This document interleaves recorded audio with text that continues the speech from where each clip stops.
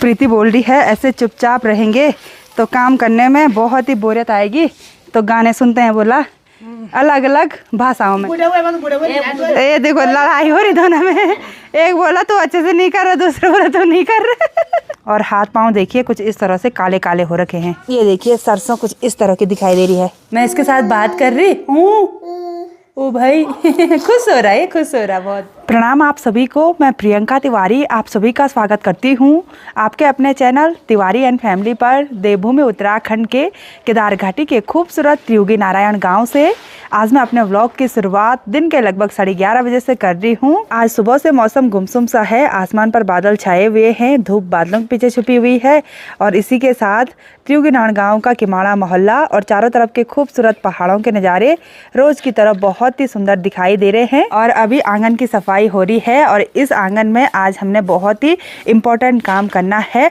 वो काम है सरसों की मंडाई करना। वैसे तो सरसों की मंडाई करने के लिए यहाँ पर आंगन काफ़ी अच्छा है क्योंकि सरसों के बीज बहुत बारीक होते हैं तो इधर उधर वेस्ट नहीं होंगे, लेकिन फिर भी हम सरसों की मंडाई करने के लिए ये बरसाती लेकर आए हैं क्योंकि मौसम का कोई भी भरोसा नहीं है। पता चल रहा हमने सरसों की थुपड़ी फैला दी और तुरंत बारिश शुरू हो गई, तो ऐसे में हमने सोचा कि तिरपाल में ही मंडाई करेंगे। अगर बाई चांस बारिश भी हो गई ना तो तिरपाल पकड़ के सीधे अंदर रखने को होता है।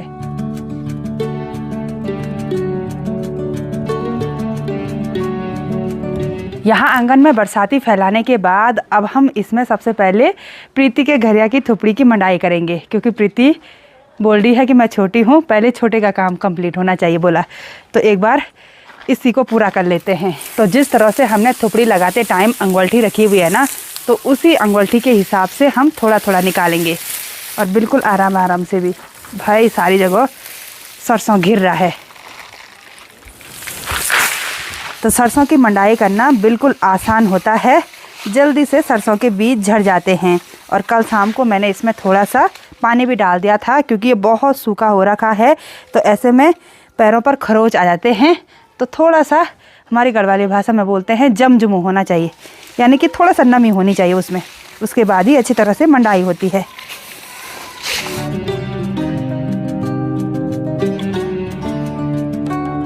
मैं और प्रीति यहाँ पर सरसों की मंडाई करने पर लगे हुए हैं और सरसों की मंडाई करने के बाद सरसों की फलियाँ कुछ इस तरह से 2 भागों में अलग अलग हो जाती हैं। और अभी तो ये पूरा कबाड़ जैसे दिखाई दे रहा है, लेकिन जैसे हम इसको हटाएंगे ना तो यहाँ पर सरसों के ढेर सारे बीज देखने को मिल रहे हैं। और जैसे ही हम काम करने लगे वैसे ही धूप भी खिल गई और जिन गडरी की हमने मंडाई कर ली है, बीज झाड़ने के बाद हमने इसको अलग रख दिया है। प्रीति बोल रही है ऐसे चुपचाप रहेंगे तो काम करने में बहुत ही बोरियत आएगी, तो गाने सुनते हैं बोला अलग अलग भाषाओं में, तभी पंजाबी, तभी इंग्लिश, तभी नेपाली, है ना? नेपाली इसको नेपाली सॉन्ग बहुत पसंद है। कौन सा है? रुकुम मैकोटा। हाँ रुकुम मैकोटा, रुकुम मैकोटा। हाँ कोई जगह का नाम है, ऐसा सुष्मिता दीदी बता रही थी। अच्छा ये जगह का नाम है कि चलो। हाँ। तो आराम से गढ़वाली, हिंदी, पंजाबी, अंग्रेजी, नेपाली गाने सुनते सुनते सरसों की मंडाई करते हैं। हाँ मुझे इसके पूरा गाना याद है मुझे। Well done. तो अभी पुप ससुर जी भी हमारी मदद करने के लिए आ गई हैं, यहाँ पर सरसों की मंडाई करने लग गई। और प्रीति यहाँ पर कुछ इस तरह से लकड़ी से झाड़ दी है क्योंकि आज प्रीति की थोड़ा सा तबीयत खराब है ना। आज नहीं कल परसों से तबीयत खराब हो रखी है। हाँ दवाई भी खा ली लेकिन तब भी थोड़ा सा आराम नहीं है। हाँ आराम नहीं है। और बिंदी कहाँ गई? पड़ गई बिंदी। हाँ अब खोजो अपनी बिंदी। मिल गई। अच्छा बुखार से भी मिल गई पुप ससुर जी मजाक कर रहे हैं, हम खूब हंसी मजाक कर रहे हैं। अभी गाने भी बंद कर लिए। पुप ससुर जी की गप में जल्दी जल्दी काम हो जाएगा, है ना पुप ससुर जी? तो यहाँ पर सरसों की मंडाई करने के बाद इतना ज़्यादा घास हो गया है और अब लास्ट गडरी बची हुई है। ये सबसे नीचे का है ना, ये बहुत ही भयंकर गीला हो रखा है, बहुत ही भयंकर। तो इसको अच्छी तरह से इकट्ठा कर लेंगे।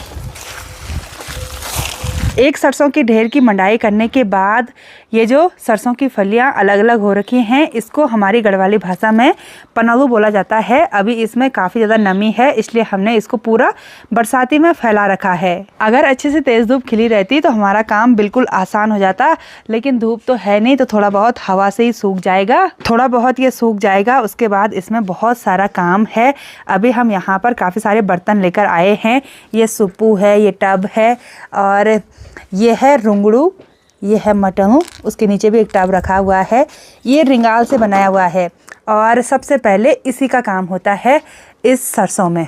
सबसे पहले हम जैसे ना इसको ऐसे डालेंगे, इसको ऐसे करेंगे, इससे बीज अलग हो जाएंगे। लेकिन अभी क्या है, ये गीला है, तो ये जो पन्नू है ना, इस पर कुछ इस तरह से बीज फंसे हुए हैं। ये देखिए, अगर थोड़ा सा सूख जाता ना तो ये बीज अपने आप नीचे गिर जाते। तो हमको इसको अच्छी तरह से सुखाना पड़ेगा। हो सकता है आज ये काम कंप्लीट ना हो, कल तक हो जाएगा।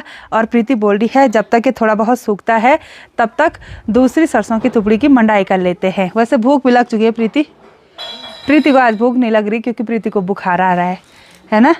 थोड़ी देर पहले फ्रूट वगैरह खाए, तो रोटी खाएंगे आज। हाँ, आटा बचा हुआ है, सुबह की सब्जी है, सब्जी और रोटी खाएंगे ना दिन के टाइम पर।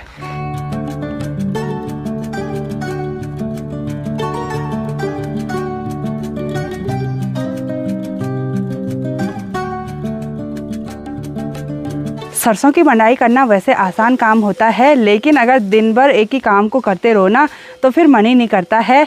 और पुप ससुर जी मदद करने के लिए आ रही है, साथ ही घास भी ले जा रही है। ऐसा नहीं है कि घास नहीं ले जाएंगे, गाय भैंसों के लिए जो घास बच जाती है ना उसको लेकर जाते हैं। और अभी ना हाथ पाँव बिल्कुल ऐसे काले हो गए हैं, क्योंकि सरसों काला हो रखा है। तो मंडाई करते टाइम पैर भी काले हो रहे हैं और झाड़ते टाइम हाथ भी काले हो रहे हैं। थोड़ी देर तक मैं, पुप ससुर जी और प्रीति यहाँ पर काम करने पर लगे हुए थे, और अभी अभी एंड करने के लिए पड़ोस की दीदी जी भी आ गई। दीदी को आज नींद पड़ गई थी, बोला दीदी सो गई थी। मैं चिल्लाई भी, तब मैंने सोचा कि नातियों के साथ थक गई होगी। ये देखो, हाँ ये देखो अभी सिखा रहे हैं इनको। ये देखो लड़ाई हो रही दोनों में, एक बोला तो अच्छे से नहीं कर रहा, दूसरा बोला तो नहीं कर रहे। आराम से करो, आराम से।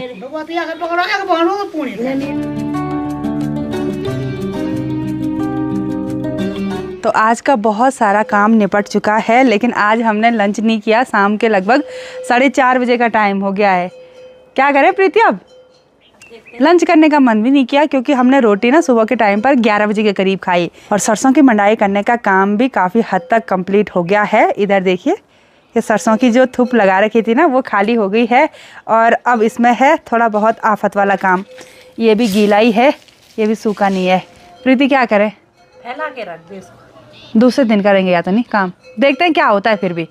और ये देखिए सरसों कुछ इस तरह की दिखाई दे रही है। ये देखिए जी, मेरी वाली सरसों काफ़ी अच्छी हो रखी है प्रीति के हिसाब से। प्रीति की बारीक हो रखी है, और मेरी यहाँ इतनी मोटी मोटी। अभी थोड़ा बहुत थकान भी महसूस हो रही है, और बादल भी फिर से गरजने लग गए। अब हो सकता है कि शाम के टाइम पर बारिश आ जाए, क्योंकि अब हमने काम थोड़ा बहुत कंप्लीट कर लिया है। और हाथ पाँव देखिए कुछ इस तरह से काले काले हो रखे हैं। अब इनको एक बार ना गर्म पानी में भिगोने के लिए रखना पड़ेगा, फिर आएंगे ये, नहीं तो नहीं आएंगे। खाना खाने के बाद जैसे ही मैं यहाँ सोफे में बैठी, वैसे ही मुझे ना डायरेक्ट नींद आ गई थी थकान की वजह से। और मेरी नींद बोलना किसने खोली, करिश्मा ने। तो घर पर आज मेहमान आ रखे हैं, करिश्मा और करिश्मा का बेटा। ये हमारा नाती लगता है, इसने मुझे नानी बोलना है, क्योंकि मैं करिश्मा की चाची लगती हूँ। और ये कुछ तो बोल रहा है, पता नहीं क्या बोल रहा है। हेलो बाबू, कैसे हो? बहुत देर पहले से मेरे साथ बैठा हुआ है, खूब मस्ती हमने की है ना। हाँ, और करिश्मा ना 1 साल के बाद मायके आ रही भाई। ओ अपने बेबी को लेकर मम हेलो। मैं बोल रही करिश्मा 1 साल के बाद मायके आई है, और करिश्मा बोल रही मैं 2 साल के बाद मायके आई हूँ। बोला इसका ससुराल ना बहुत ज़्यादा दूर है, और करिश्मा है करीना की दीदी। और जब से ये बच्चा यहाँ पर आया ना, तब से खूब मस्ती मजाक हो रही है।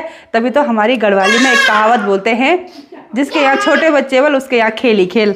हम उसके साथ ना यहाँ पर लोट पोट हो रहे थे भाई, मज़ा आ गया। शाम के टाइम पर काम की थकानी उतर गई। करिश्मा की खुद हमारे ब्लॉग को देखकर मिट जाती है ना करिश्मा? अच्छा लगता है, बहुत अच्छा लगता है। अच्छा इसको भी दिखाओ, इसको भी दिखाओ।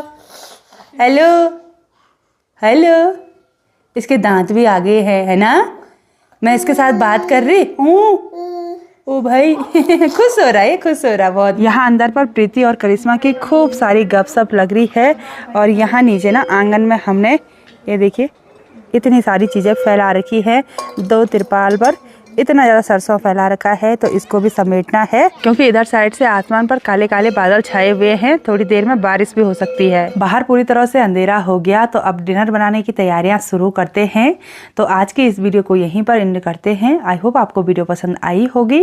वीडियो पसंद आए उसको लाइक कीजिए, कमेंट कीजिए और अपने दोस्तों के साथ शेयर कीजिए। मैं प्रियंका तिवारी मिलती हूँ आपको अपनी अगली नई वीडियो में। तब तक के लिए जय देवभूमि उत्तराखंड।